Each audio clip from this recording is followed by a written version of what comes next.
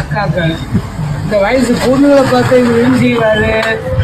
எப்பா வயசு பொண்ணுங்களை பார்த்தா என்ன செய்வாரு தெரியுமா? சும்மா சொல்லு, வைக்கப்படாது. சும்மா சொல்லுங்க பாப்போம், என்ன செய்யுதுன்னு பார்ப்போம். என்ன செய்வாரு?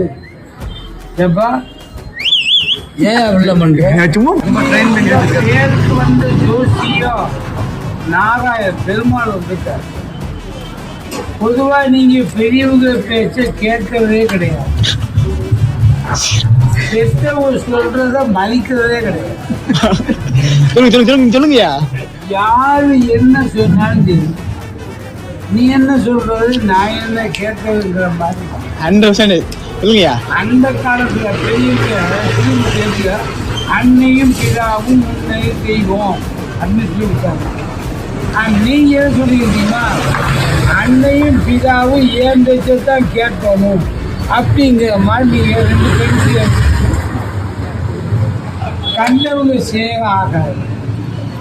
காலித்தனமானவங்களுடைய சேர்க்கை உங்களுக்கு ஆகாது. உங்களுக்கு தாக்கம் காட்டு யோகம் கிடையாது. உங்க தாய்மாமனுக்கு சப்போர்ட்ல வாழவும்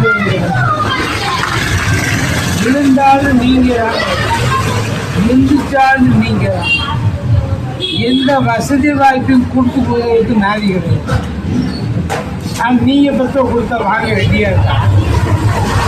நீங்க 10 ரூபா செய்முறையா செஞ்சா ஏற்றுக்கிறதுக்கு ரெடியா இருக்காங்க. உங்களுக்கு செய்யணுங்கிற எது யாரு மனசையுமே கிடையாது. ஆனா படிக்கிற காலத்துல சொல்லி படிக்கிற மாதிரி நடிச்சீங்களே தவிர ஒழுங்காக படிக்க சிறப்புயா, சிறப்பு. அது காரணம் தெரியுமா? உங்க கிரகம் கிடையாது, தெய்வ உரையும் கிடையாது, நீங்க சேர்க்கையும் சரியில்லை. இதுவே கண்டவை பின்னால போகாது. காலித்தனமான ஒரு சேர்க்கையும் வைக்காதீங்க. நீங்க எதிர்பார்த்த காரியம் இந்த இது கார்த்திகை அடுத்து மார்கழி 30 தேதிக்கு உள்பட நீங்க நினைச்சது முடியும். நிலையான தொழில், நிரந்தர வருமானம் கண்டிப்பா அல்ல.